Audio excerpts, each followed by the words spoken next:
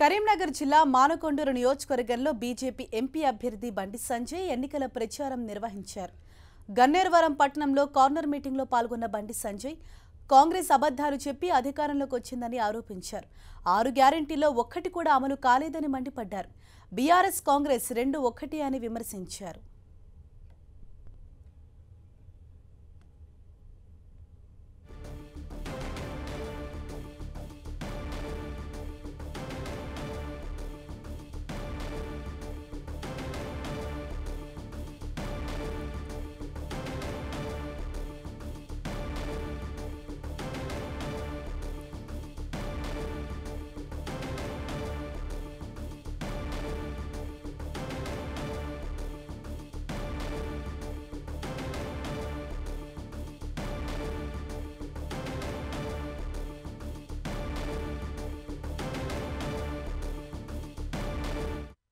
నేను రాముడి గురించి మాట్లాడితే ఈ బండి సంజయ్ ఊకే దేవుడి గురించి మాట్లాడాలా? ఇప్పుడు నేను మాట్లాడు దేవుడు అనబట్టే. ఇప్పుడు రాష్ట్ర ముఖ్యమంత్రి ఏం చెప్తాడు?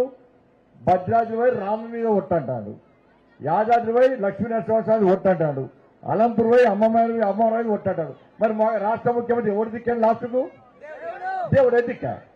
నేను మాట్లాడితేనేమో తప్పు, వాళ్ళు మాట్లాడితేనేమో ఒప్పు. ఇది వాళ్ళ పరిస్థితి. నేను ఏ సినిమాలో గ్లామర్ పెంచుకొని బ్యూటీ పార్లర్లో గ్లామర్ పెంచుకొని ఇంట్లో వండుకోలే.